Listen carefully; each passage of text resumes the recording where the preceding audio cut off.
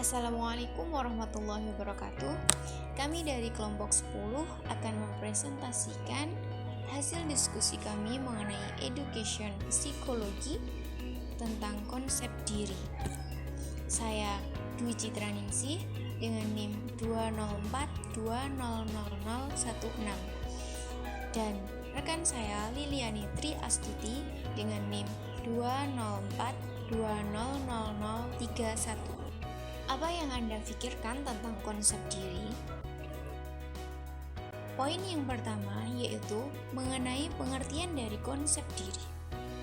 Menurut Baron dan Breining mengatakan bahwa konsep diri merupakan sekumpulan fungsi yang kompleks yang berbeda yang dipegang oleh seseorang tentang dirinya.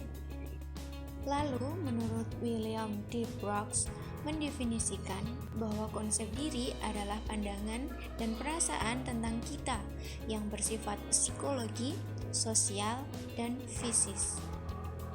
Lalu menurut Sulaiman, konsep diri adalah keseluruhan ide-ide dan sikap-sikap seseorang sebagai apa dan siapa dia. Kemudian menurut Surya Brata menyatakan bahwa konsep diri mempunyai 4 aspek, yaitu bagaimana orang mengamati dirinya sendiri, bagaimana orang berpikir tentang dirinya sendiri, bagaimana orang menilai dirinya sendiri, dan bagaimana berusaha dengan berbagai cara untuk menyampaikan dan mempertahankan diri.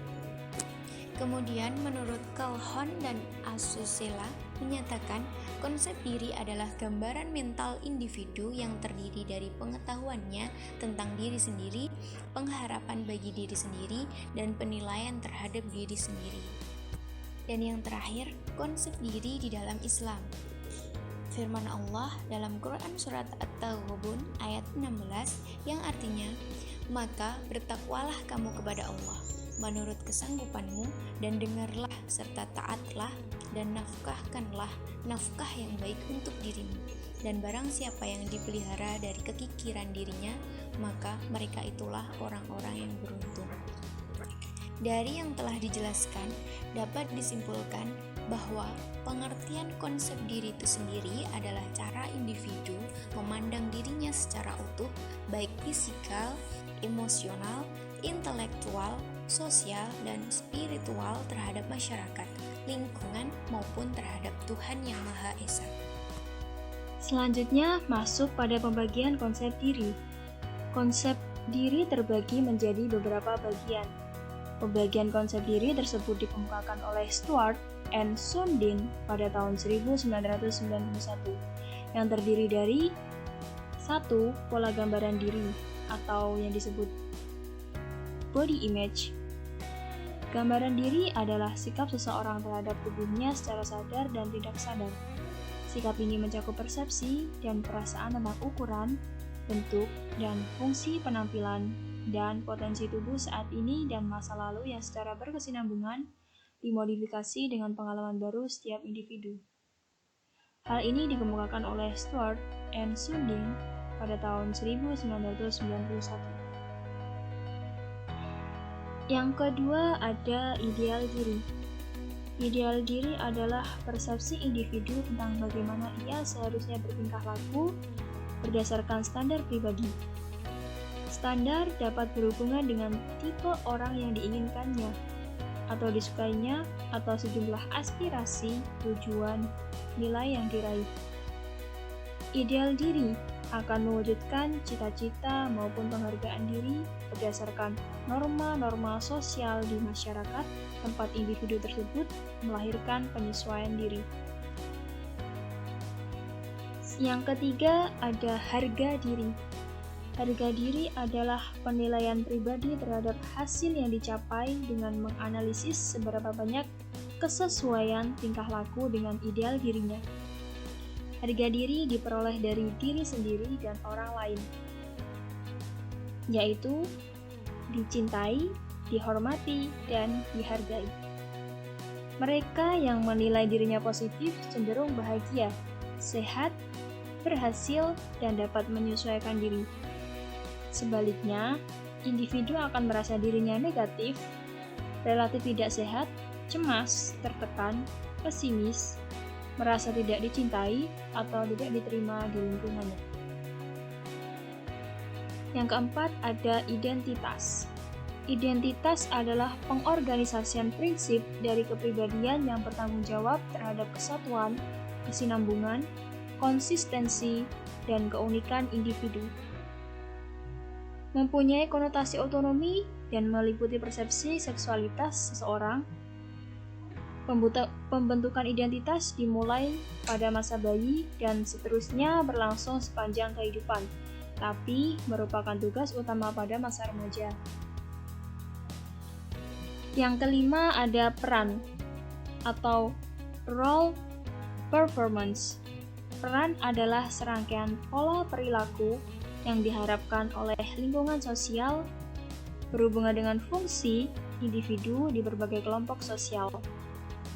Peran yang ditetapkan adalah peran di mana seseorang tidak mempunyai pilihan. Peran yang diterima adalah peran yang dipilih atau dipilih oleh individu.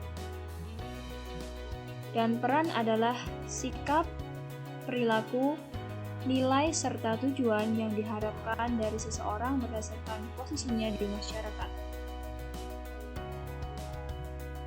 Oke, next.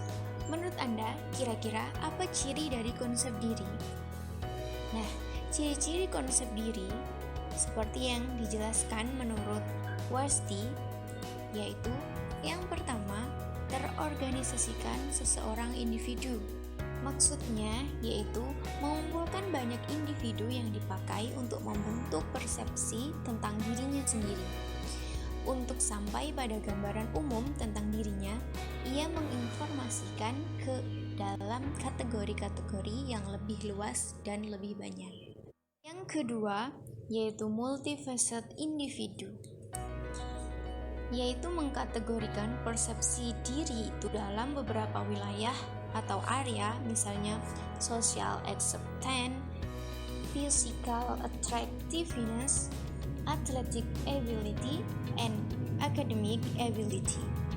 Kemudian yang ketiga, stabil general self-concept itu stabil, yaitu perlu dicatat bahwa area self-concept bisa berubah. Kemudian yang keempat, tersusun secara hierarki. Yang kelima, berkembang atau developmental self-concept, yaitu berkembang sesuai dengan umur dan pengaruh lingkungannya. Lalu, yang keenam, evaluatif individu. Tidak hanya membentuk deskripsi dirinya pada situasi yang teristimewa, tetapi juga mengadakan penilaian terhadap dirinya sendiri. Selanjutnya ada dampak konsep diri. Konsep diri merupakan cara pandang atau penilaian seseorang terhadap dirinya, sehingga bisa berpandangan positif maupun negatif. Jika pandangan atau penilaian seseorang terhadap dirinya positif, maka mengarah pada konsep diri positif. Demikian juga sebaliknya, jika pandangan atau penilaian seseorang terhadap dirinya negatif, maka mengarah pada konsep diri negatif. Konsep diri positif bukan berarti membanggakan diri sendiri, tetapi berupa penerimaan diri apa adanya, baik kelebihan maupun kekurangan yang ada pada diri seseorang, sehingga dapat menerima diri sendiri dan juga orang lain. Dari paparan tersebut dapat disimpulkan bahwa penilaian seseorang terhadap dirinya dapat bersifat positif atau negatif. Penilaian yang baik berarti konsep diri seseorang positif. Sedangkan penilaian terhadap diri yang kurang atau tidak baik berarti konsep dirinya negatif. Seseorang yang mempunyai konsep diri positif, maka dapat menerima diri sendiri dan juga orang lain. Sedangkan konsep diri negatif dapat membawa dampak tidak percaya diri dan kurang berharga dalam hidupnya. Demikianlah presentasi dari kelompok 10. Apabila ada kata-kata yang kurang berkenan, kami mohon maaf. Akhir kata, kami ucapkan terima kasih. Assalamualaikum warahmatullahi wabarakatuh.